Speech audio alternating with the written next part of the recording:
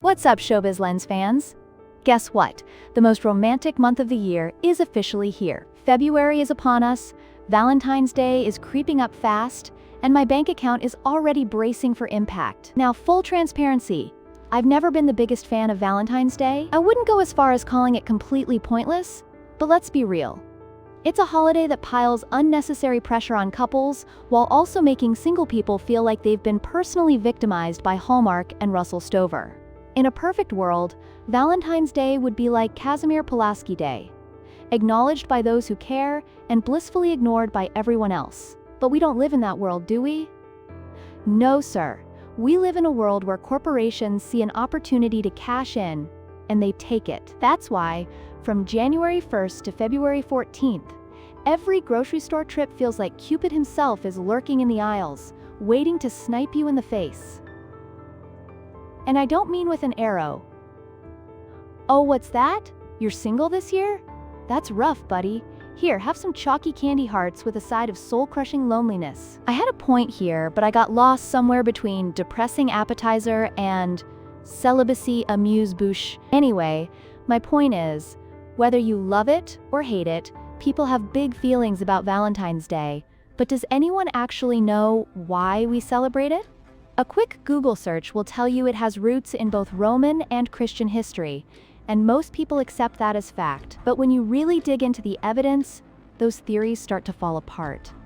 And that's when things get interesting. So today, we're diving deep into the real, messed up origins of Valentine's Day. If you love weird history that's both entertaining and educational, make sure to hit that like button, subscribe, and turn on notifications so you never miss an episode. All right, let's get into it. So, where exactly did Valentine's Day come from? A lot of historians point to an ancient Roman festival called Lupercalia, also known as Dies Februaris, which, fun fact, is where we get the name February. Lupercalia was all about purification and fertility, but not in the way you might think. If you're connecting the dots and assuming it was some kind of ancient love fest, slow your roll. Because originally, the fertility involved had nothing to do with humans. Yep, Lupercalia was actually a festival for shepherds, not lovers. Every year, on February 14th, Romans would gather in the Lupercal, a sacred cave where legend says Romulus and Remus, the founders of Rome, were raised by a she-wolf. The festival was dedicated to Lupercus, the god of fertility. But again, not our fertility. This dude was all about blessing livestock. Who? How did they do that, you ask? Well, by sacrificing goats and young dogs, of course. Because nothing says romance like ritual animal sacrifice. And that's just scratching the surface of how weird this holiday's history actually is. Stay tuned, because it only gets wilder from here. After the sacrifices were done, things took a turn for the weird. Two young men would be brought over to a vat of animal blood, where a sword, freshly dipped in the stuff, was pressed to their foreheads. And then, for reasons no one really understands, they were supposed to burst out laughing. Was it nerves? Was it something in the air? Did one of them just crack a really solid dad joke? We may never know. But the festival didn't stop there. Oh no. Along with the copious amounts of food and alcohol, because what's a Roman festival without a little overindulgence? Half-naked men would parade around draped in the skins of the sacrificed animals. Why? To embody the god Lupercus, of course. And then, because apparently things weren't chaotic enough, they'd take strips of animal hide and whip random passers-by with them. Sounds horrifying, right? Well, get this. Women who wanted children actually volunteered to be whacked, believing it would boost their fertility. Just imagine if that belief still held up today. First day of Lemay's class? Less breathing exercises, more dodging leather straps like you're in some bizarre gladiator game. Now, as you can see, none of this really screams romantic. If anything, Lupercalia has about as much in common with modern Valentine's Day as a goat sacrifice does with a Hallmark card.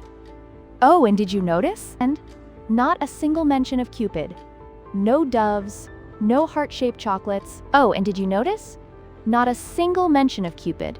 No doves, no heart-shaped chocolates. So how exactly did we get from this a festival of blood, booze, and beatings to this a day of overpriced roses and dinner reservations? Well, some scholars say it was Christian influence. But while I may not be a historian, I can tell you that there's about as much hard evidence for that theory. Anyway, let's talk about something we have been discussing a lot lately: the Christianization of pagan holidays. For those unfamiliar, when Christianity started spreading like wildfire, the church had a clever little strategy. Instead of outright banning the popular pagan festivals, which, let's be real, would have caused a lot of pushback, they just absorbed them. The logic was simple. If they couldn't convince newly converted pagans to give up their favorite traditions, they'd just rebrand them, give them a fresh coat of Christian-approved paint, and boom, instant religious compliance. And honestly, it worked. For a lot of people, it didn't really matter who they were celebrating. Saturn, the winter solstice, some guy who could turn water into wine. As long as they got to feast, party, and enjoy themselves, they were cool with it. That's actually how we ended up with Christmas in December, even though Jesus was most likely born in the spring. So could that be how Valentine's Day got its glow up from a wild Roman fertility festival? Let's dig deeper. So why am I telling you all this? Well, big surprise. The leading theory about the origins of Valentine's Day follows the exact same pattern. The problem? This time, there's barely any evidence to back it up. Now, don't get me wrong. Christianity does have a solid track record when it comes to absorbing pagan traditions. That part isn't up for debate. Take Christmas, for example. Has risen. We actually have written Viking sagas from centuries ago, detailing how kings like Håkon carefully blended pagan celebrations, like Yule, into their new Christian belief system. And guess what? After that transition, Christmas started looking a whole lot more like Yuletide than anything originally Christian. Instead of fasting and praying, which, let's be real, doesn't sound very festive, people feasted, drank, socialized, and exchanged gifts. Sound familiar? But here's where things get weird. When it comes to Lupercalia, none of its rituals carried over into Valentine's Day. Not a single one, which, after hearing what those festivities involved, shouldn't be that surprising. So if the two holidays don't share any traditions, why do people still think they're connected? Well, for starters, early Christianity did have a habit of hijacking local customs to make conversion easier. That's just historical fact. And while we don't know the exact year Lupercalia was officially celebrated for the last time, we do know it was shut down sometime in the 5th century. Coincidentally, that's also when Pope Gelasius I declared that Saint Valentine's Day would be celebrated on February 14th, aka the day before Lupercalia. Suspicious timing, right? And it gets even more interesting when you realize that Gelasius hated Lupercalia, like on an Anakin Skywalker levels of hatred kind of scale. Now technically, this is where the evidence trail runs cold. There are no letters, no secret journal entries, no hidden scrolls revealing some grand master plan to replace Lupercalia with Valentine's Day. Nothing. It's totally possible that written proof did exist at some point and just got lost to time. 1,600 years is a long time, after all, but without anything concrete, and given that these two holidays have literally nothing in common ritual-wise, I wouldn't bet all my chips on this theory. So if Valentine's Day wasn't created to replace Lupercalia, does that mean it was actually meant to honor Saint Valentine? Well, yeah, but here's the thing. You're gonna hate this. We don't actually know which Saint Valentine. Because, as I mentioned, record keeping back then was not the greatest. And to make matters worse, there were a ton of Christian martyrs named Valentinus, whose stories were probably exaggerated, or straight up invented. The earliest one we found was killed in Africa along with 24 soldiers. That's basically all we know about him. No details on how he died or why. But if I had to guess, he was probably there trying to convert people who did not want to be converted. Another candidate is a Roman priest named Valentinus, whose story appears in the Acta. Now, full disclosure, the Acta isn't exactly known for its historical accuracy, but it does give us a pretty wild tale. According to the story, Valentinus was arrested during the reign of Emperor Gothicus and put under the watch of an aristocrat named Asterius. And Asterius, unfortunately, made the mistake of letting Valentinus talk. Big mistake. Valentinus convinced Asterius to at least give Christianity a shot, but only if he could cure Asterius's blind daughter. Well, wouldn't you know it? that's exactly what happened. Valentinus put his hand over the girl's eyes, said some words about Jesus, and boom! She could see. Asterius and his whole family were so convinced that they agreed to be baptized. Too bad for them, Emperor Gothicus was not a fan of conversion stories. When he found out, he had the entire family executed, with Valentinus getting the extra special punishment, beheading. So, Pope Gelasius decided to honor this Valentinus by establishing a holiday on what was believed to be the day of his execution, February 14th. There's also one more potential Saint Valentine, a priest from Terni, a city in central Italy. His story? Basically identical to the last one. The only difference is that instead of healing his captor's daughter, he healed his son. Poohoo. But honestly, chances are these last two guys were the same person. Different cities just had their own versions of the story.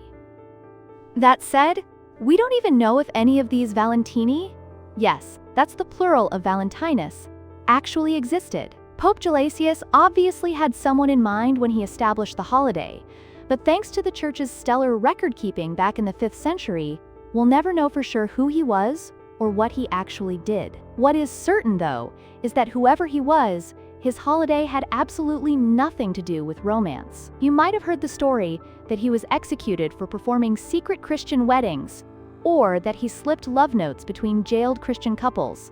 But nope, those are completely unsubstantiated claims with zero historical backing. So if Saint Valentine wasn't the patron saint of love, how the hell did Valentine's Day turn into this? Well, buckle up. Like a lot of folklore theories we deal with on this channel, these claims just kinda appeared online, got passed around, and were picked up by journalists who needed something topical to write about, without the time or patience to fact-check every single lead. Now, believe it or not, but the romance part of Valentine's Day didn't actually come from Saint Valentine himself. In fact, it wasn't introduced until a full 1,000 years after the holiday was established. So if you're looking for someone to blame for you spending every February 14th alone and miserable, while your friends, classmates, and coworkers are showered with dinner dates, flowers, and cans of crush, look no further than Geoffrey Chaucer, because before his poem, Parlement of Fowls, was published in 1382, there's zero evidence that Valentine's Day had anything to do with romance. Quote, but Chaucer just had to go and notice that birds tend to do their mating around February 14th every year. Here's what he wrote. For this was on Saint Valentine's Day, when every fowl comes there his mate to take. Of every species that men know, I say, and then so huge a crowd did they make, that earth and sea and tree and every lake was so full, that there was scarcely space for me to stand. So full was all the place.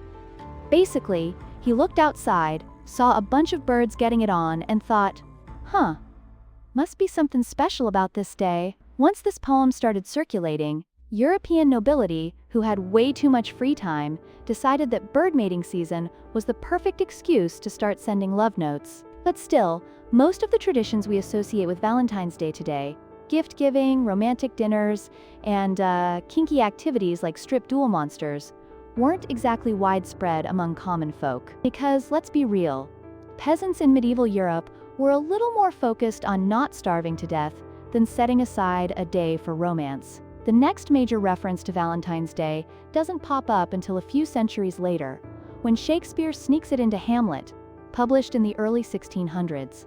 In Act 4, Scene 5, Ophelia, who by the way is not doing great, sings a song. Tomorrow is Saint Valentine's Day, all in the morning betime, and I, a maid at your window, to be your Valentine. Then up he rose and donned his clothes and dupped the chamber door, wonk. Let in the maid that out a maid never departed more. Rough translation? Girl shows up at a guy's window, guy lets her in.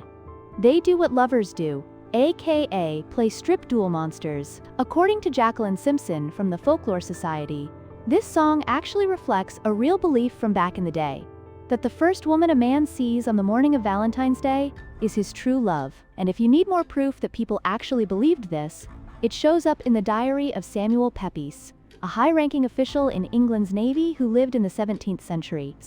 So, long story short, Valentine's Day wasn't originally about love, but thanks to some medieval poetry and a whole lot of superstition, it eventually became the romance-fueled, heart-covered capitalist juggernaut we know today. Pepys describes Valentine's traditions of his time: feasting, flirting, and giving gifts like embroidered gloves or silk stockings to one's lady. He even mentions that on Valentine's morning, his wife walked around the house with her hands over her eyes to avoid accidentally seeing the workmen, just in case one of them became her true love. People were so dumb back then, weren't they?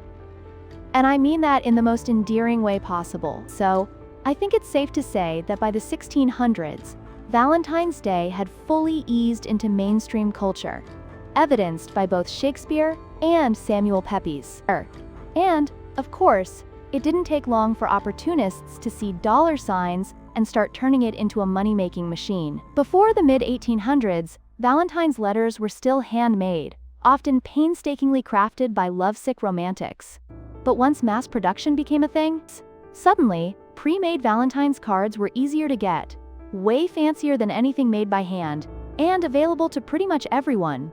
Which, of course, led to problems. People started using Valentine's Day as an opportunity to send anonymous cards. But instead of sweet love notes, these were filled with insults and offensive imagery, kind of like 19th century trolling. And apparently, it got so bad that by the 1890s, the whole Valentine's card tradition had almost completely died out in England. Some even theorize that this was the reason why. Meanwhile, over in America, business was booming. Valentine's cards first arrived in the US in 1847, and by 1913, just a couple of decades after they'd fizzled out across the pond, the now world-famous Hallmark began mass-producing them in Kansas City, Missouri. The commercial craze did take a dip during World War II, but after the war ended, production was cranked into overdrive. Valentine's cards became popular in the UK again, and from there, the tradition kept evolving, spreading to different cultures, each adding their own unique spin on it. That'd be a fascinating rabbit hole to go down too, but I think I've kept you here long enough. Now, I want to hear your thoughts. Does it blow your mind that Valentine's Day has nothing to do with Lupercalia, and that we don't even really know who Saint Valentine was? Let me know in the comments, where I'll be joining the conversation as well.